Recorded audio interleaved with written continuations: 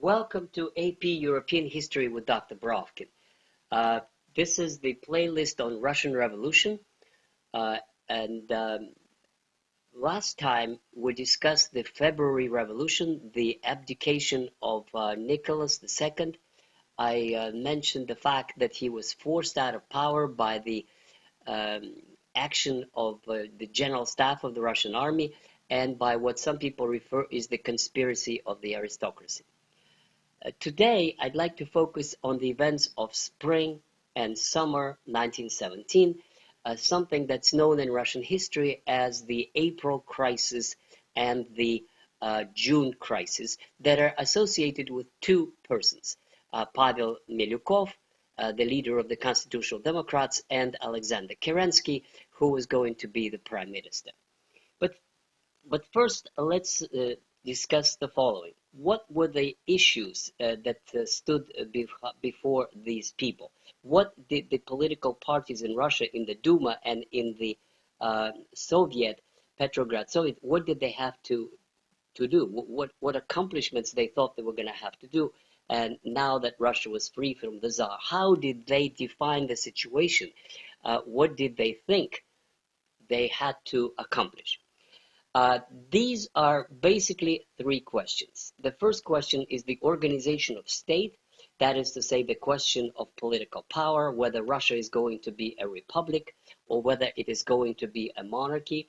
The second question was the organization of society, whether this is going to be a capitalist country or a socialist country, and if socialist, what kind of social reforms were going to be introduced. And the third question, and probably the most important one, is the question of war and peace. Will Russia continue the war uh, as the part of the alliance, the Entente, or will it stop it, and if so, on which terms? So these are the three basic questions that all of these political parties were involved with.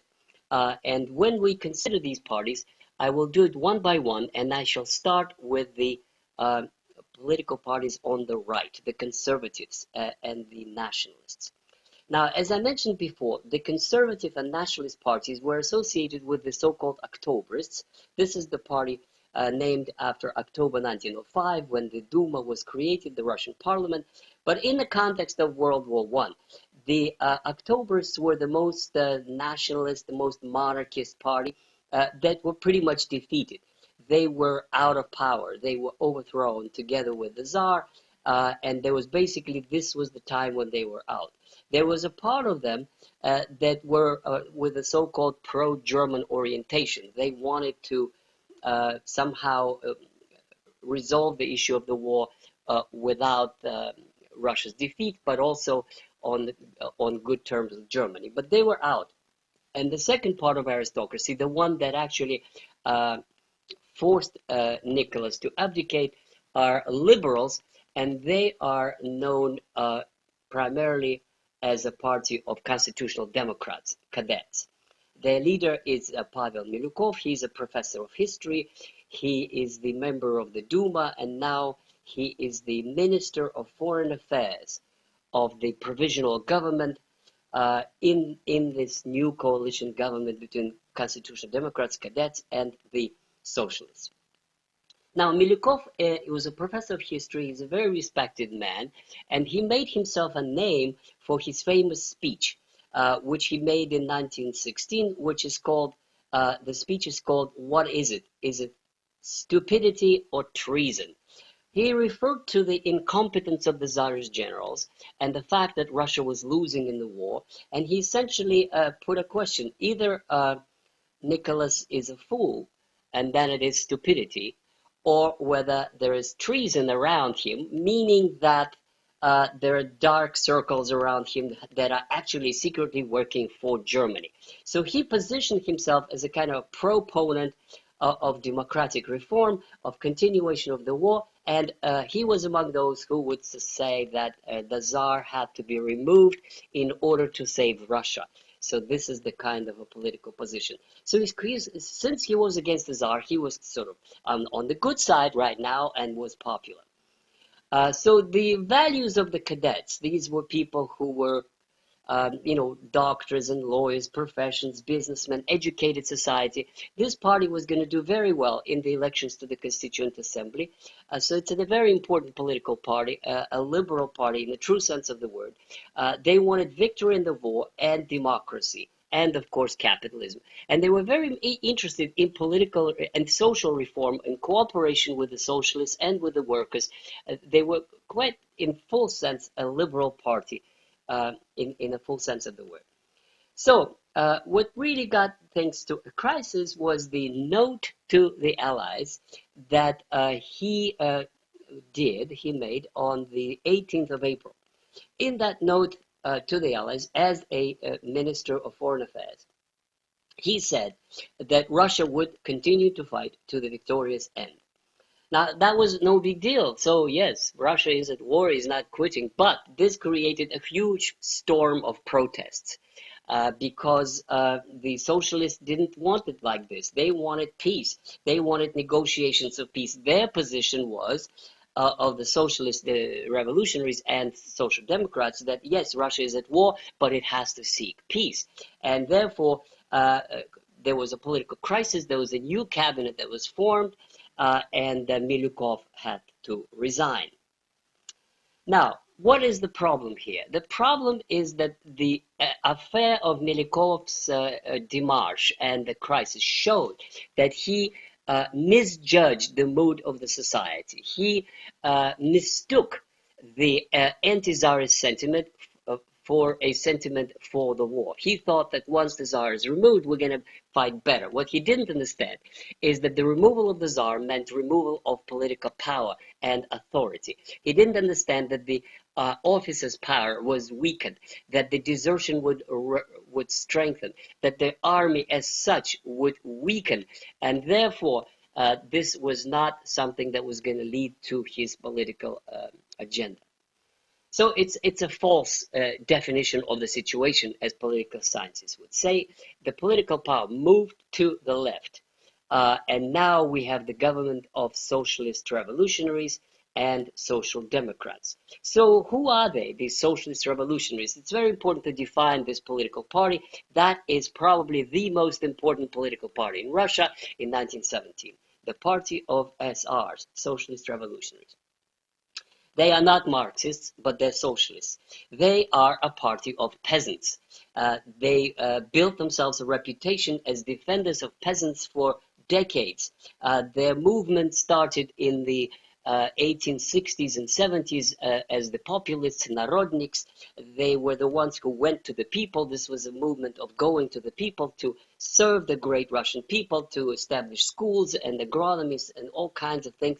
So it's a party of peasants and rural intelligentsia. The advantage of socialist revolutionaries was that they were a party that was all over, in every provincial town. They were perhaps the largest, well, they were the largest party, but they were the ones that were spread everywhere. They were not just in the cities like social democrats or constitutional democrats. They were all over the place, and they indeed had tremendous growth, which is that in the course of 1917, they had 1 million members. They were the largest political party. In comparison, it would say the Mensheviks, the Social Democrats, at the peak of their popularity were only 200,000.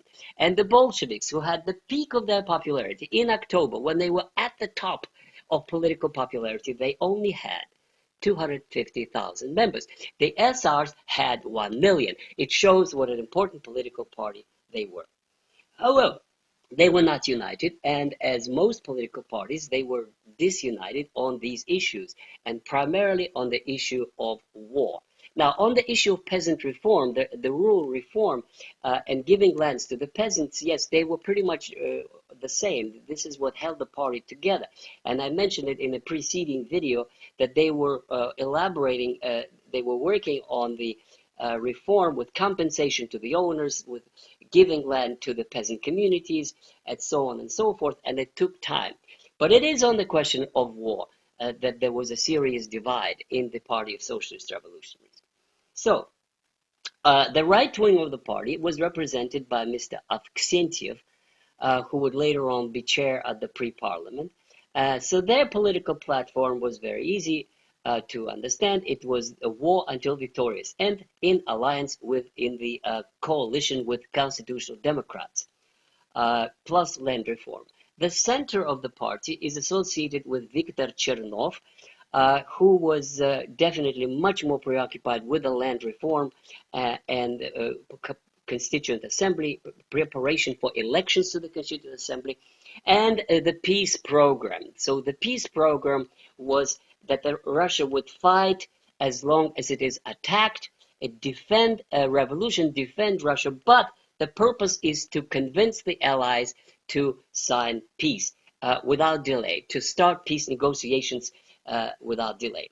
And the left wing of the party were the so-called left SRs. They would split from the party later on, and their leader was Maria Spiridonova, who wanted land now, peace now. This was their slogan, and they were still within the SR party, but increasingly sort of leaning towards the more radical position. The chair of the party, of the government, from the representative of the SRs in the government was Mr. Kerensky, Alexander Kerensky, the prime minister. Interestingly enough, he is not a person one could say much about. He was not a born leader. He was not a speaker like Trotsky. He was not a mastermind of military affairs. He didn't know much about the military. In his own memoirs, it's clear that what he wanted was to be irreplaceable. He is the kind of a party apparatchik who knew everybody and was friends with everybody, and who wanted to be a person that everybody else thought that would be the candidate who could get along with everybody. This was his purpose in 1917, and he did it quite well in that he stayed prime minister until the overthrow of the provisional government. Now, he believed that Russia needed to have a military offensive because, like France in the 1791-92, a great revolutionary army would do miracles and defeat its enemies. He kind of figured he's going to be somebody like Danton in the French Revolution, but it didn't work out that way. He went and toured the front. He thought that the best thing to do is to start a military offensive that was going to solidify the regime, the revolutionary regime, and his own power. Well, he was terribly wrong. As soon as the offensive in June started, it was a total disaster. The offensive failed, and as a result, there were streams of deserters that were going back to the provinces, now with arms. There were more and more and more mass cases of Russian soldiers murdering Russian officers in order to free themselves from the war. There was fraternization at the front. The army, as it was holding out somehow before June offensive, was now disintegrating in a free fall that was a disaster of all times. This brought what we know now is the crisis, the political crisis of June offensive, which led to the Bolsheviks showing their colors for the first time and trying to seize power in July. And this would be known as the July events. And we shall continue those, we shall study those in the next video. But let me now just sum up. The political parties in Russia were genuine political parties with mass following, with leaders, with political struggle, with the press, with the debates, the freedom of speech, and so on. It was genuinely a fantastic experience in democracy. But at the same time, you see that those who favored continuation of the war, constitutional Democrats and SRs, made a mistake that cost them their lives and the collapse of democratic period of Russian Revolution. Thank you very much. Don't forget